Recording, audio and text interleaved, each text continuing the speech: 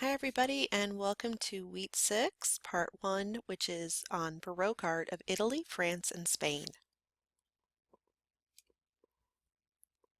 The 17th century in Europe was marked by a number of important movements and events. In fact, the century was so rife with war and so rocky on political, religious, and social fronts that recent historians have started calling this period the General Crisis. Yet we also think of the 17th century as a time of great exploration in art, geography, and knowledge. The century saw the end of the careers of William Shakespeare and Elizabeth I. Galileo Galilei's work, though considered heretical during his time, would lay the groundwork for modern science, especially astronomy and physics. The first newspaper is published in Europe during the 17th century. The 17th century was also a time of repression of Europe's newfound religious pluralism. The century saw the continuation of the Roman Inquisition, a tribunal which sought to expose and prosecute heretical behavior. It was the Roman Inquisition that deemed Galileo a heretic. It was in the 17th century as well that the Vatican enacted the decisions made by the Catholic Church at the Council of Trent.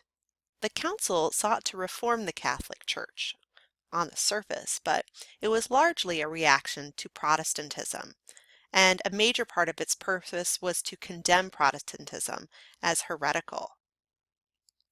It specifically, the council that is, laid out artistic guidelines that were to help artists assist in the Counter-Reformation, including rules prohibiting any sort of risque imagery and clarity in subject matter. In other words, no ambiguity or interpretation by the artist. Everything must be plain. By working according to these reactionary and repressive rules, artists were supposed to create propaganda that would directly affect would-be converts to Lutheranism. As your book points out, one of the reformations to the church administration and organization was to create orders, like the Jesuits. It was also a time in which mysticism and a personal spiritual experience was encouraged in a number of ways, including through the visual arts.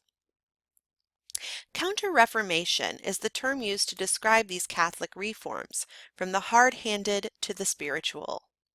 For art and artists, the most significant developments of the century surrounded these events that followed the split of the Catholic Church and the Protestant Church. Many Italian, French, and Spanish works from the Baroque period or the 17th century supported the Counter-Reformation. On the other hand, many works in Northern Europe and some in Italy instead were created specifically for the middle or upper class. Images like still lifes, portraits, and genre paintings are no longer aberrations, but instead abound during the Baroque period.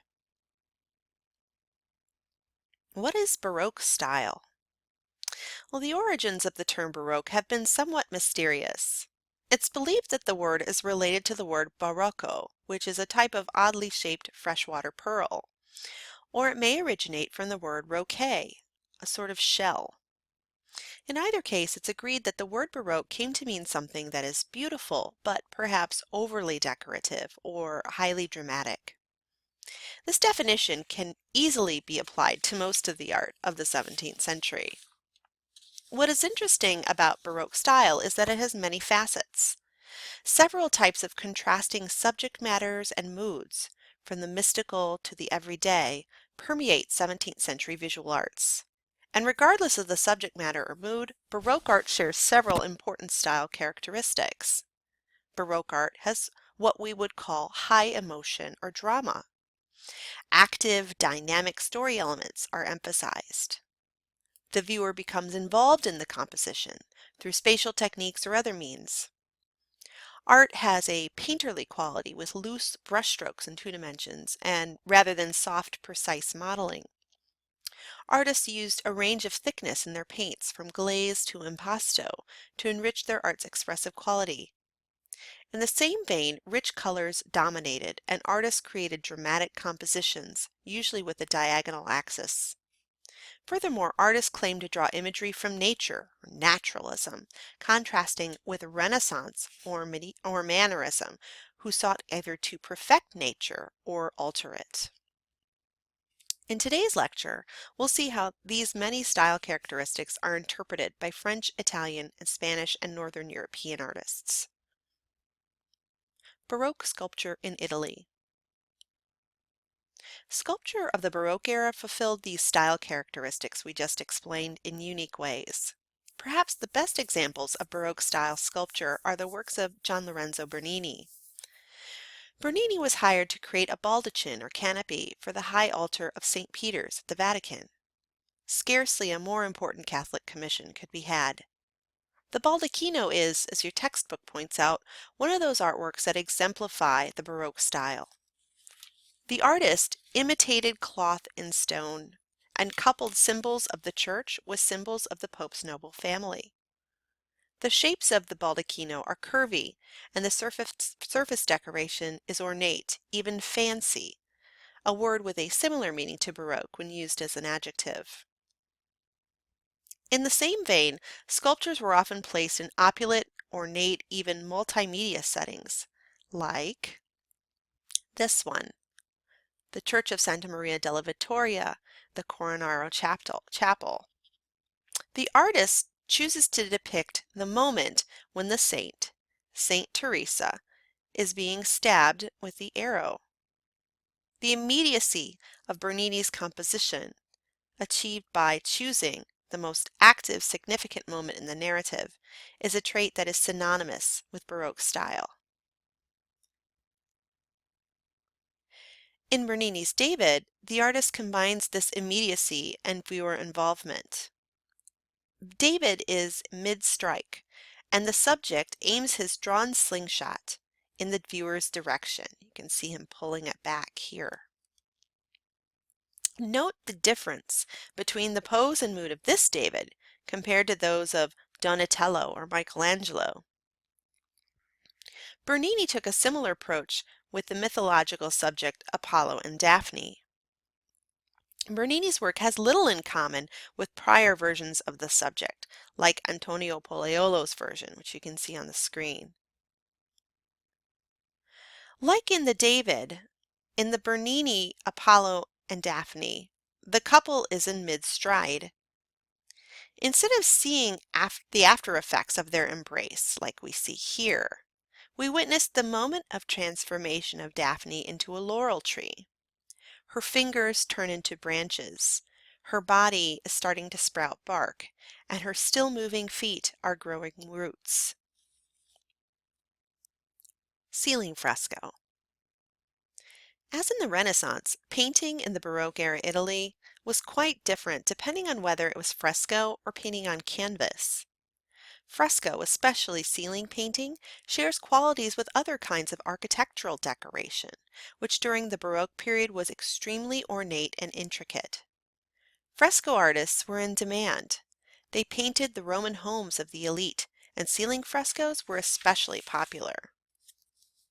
The style of the Roman school of fresco artists originated in the high Renaissance art of northern Italy, especially Bologna and Venice. You'll recall that the artwork of northern artists depended heavily on beautiful, brilliant color, with less care for realism and chiaroscuro than their Florentine contemporaries. The work of the Carraccis and Guido Reni reflect this history.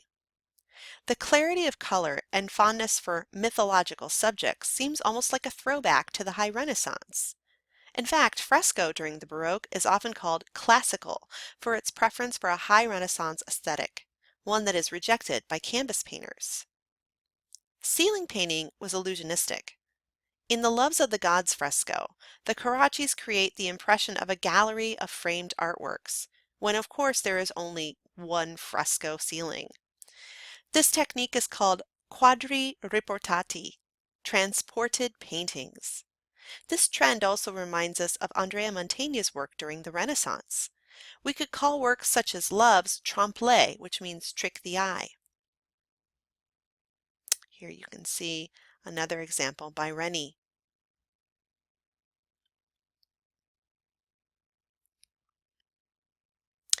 Galli's Triumph in the Name of Jesus, like many clerical works of this time, combines fresco with architectural elements and stucco to create a highly ornate illusion of a richly carved ceiling that opens up to the sky. Caravaggio. Undoubtedly, the most influential Baroque painter on canvas was Michelangelo Merisi, also known as Caravaggio. Amazingly, though he was incredibly influential on other artists, Caravaggio's work was frequently attacked within its own time. It was perceived as bucking the artistic rules that were established by the Council of Trent. Early works, like the Bacchus that you're seeing here, demonstrate a sensuality and frank realism that many in the church deemed inappropriate. However, Caravaggio has several very wealthy and influential patrons, including Cardinal del Monte, and the style that he is credited with inventing became the defining style of canvas painting of the 17th century. Caravaggio created many Counter-Reformation themed works. All of these that we're going to see today display a style that combines the theatrical setting and shallow space of Mannerist painting with the Baroque qualities mentioned in the section What is Baroque Style? Characteristic of Caravaggio's work is a high contrast between light and dark. Caravaggio's figures usually glowed from a very dark interior background in a technique called tenebrism. Caravaggio's figures are lit with artificial spotlighting, which enhances the theatrical effect of the space. The background disappears, as it did in Mannerist works, but now it is often blackness rather than a curtain or drape that conceals it, as in Caravaggio's Entombment. Notably, the action here in Entombment and here in Conversion happens very close to the edge of the picture plane, creating an artificial and shallow stage-like space in which the figures are often arranged on a diagonal. This is especially apparent in the Entombment as well as the Conversion, where the figures appear to be just out of reach on the other side of an imaginary wall between the world of the artwork and the real world. The closeness of the figures to the viewer creates a sense of viewer involvement in the action, which, as encouraged by the Council of Trent, assists the viewer in trying to imagine him or herself taking part in the painting. The diagonal is significant. You can see it here, as well as a variety of other diagonals here and there. Because to our eyes, a diagonal signifies action much more effectively than vertical or horizontal lines. Like Bernini, Caravaggio also often depicts the most active part of the narrative. In the Conversion, for example, Paul seems to have just hit the ground after falling off of his horse. In fact, he still seems in danger of being trampled. The Caravaggisti. Many artists throughout Europe were influenced by Caravaggio's style, including French artist Georges de Latour and Italian artist Artemisia Gentileschi. Gentileschi's work was popular throughout Europe and especially Florence and Rome. Gentileschi is noteworthy not only as a highly popular Caravaggista, but also as a woman who attained great success during an era when this was nearly impossible for most women. Like most artists, Artemisia came from an artistic family, but what was unusual was the father's choice to teach his daughter the trade. Artemisia was still in the studio of her father, Orazio Gentileschi, when she produced the Susanna and the Elders, which, as your textbook points out, is not only skillfully executed but also highly original in its interpretation of the theme. Orazio so supported Artemisia's career that he even attempted to find another professional artist to teach her, an effort which turned out to have disastrous results. Artemisia's would-be teacher, Agostino Tassi, raped her in her own home while her father was out. Artemisia had a personal attendant whose purpose was to protect her and give a sense of propriety. However, this servant was paid off by the offender. The trial document exposes to us the legal system of 17th century Rome, which required Artemisia to be tortured in order to verify her testimony. The trial itself was not about rape or physical assaults, but about the grievance done to Orazio, her father, by Tassi, who had, by raping Artemisia, damaged Orazio's property. You can read more about the trial in the link in the online lecture. Artemisia's story is especially remarkable because despite the horror of the rape and trial, she still managed to gain fame and fortune as a working artist. In fact, her reputation and patronage grew over the years. Artemisia's several versions of the heroic Old Testament Judith and Holofernes narrative demonstrate the continuing popularity of Counter-Reformation biblical subject matter. Yet they also have been interpreted as feminist protest against her rough treatment. However, as we know, before the modern era, artworks were made to be sold to others, not to serve as a personal or political medium for the artist. It's likely that many of Artemisia's patrons knew about her past and thrilled at the idea of owning a man-killer painting by a woman who was clearly very tough and self-sufficient. As would be true for any artist, it's more likely that Artemisia's works are responses to her patrons' wishes, rather than personally or psychologically motivated, as some might claim. The work of French artist Georges de Latour and Spanish artists like Giuseppe de Ribera also utilized the Baroque style as set by Caravaggio. De Latour's work invokes the vanitas theme, which was growing in popularity as the 17th century progressed. A vanitas is an image that serves as a memento mori, a reminder that we will all one day die. De Latour's Magdalene holds a skull and gazes thoughtfully into the flame, as if contemplating her own mortality and her immortal soul. You can see here in Adoration of the Magi how he's using a Caravaggio-like style with bright spotlighting and artificial light and dark backgrounds. Spanish artists especially delighted at the possibility of religious fervor conveyed in the Caravagesque Baroque style. Ribera's Martyrdom of St. Bartholomew is just one example of many 17th century works that sought to exploit the emotional, dramatic martyrdoms of saints for Counter-Reformation propaganda. Works like Martyrdom were intended to remind the faithful to emulate the personal devotion of saints. The emotional tension and pain of the works is intended, something like a horror movie or drama, to draw the viewer in and make him or her emotionally invested.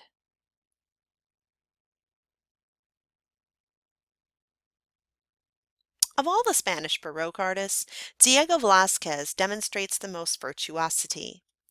His surrender at Breda is often called the Lances because of the prominence of that weapon in the composition.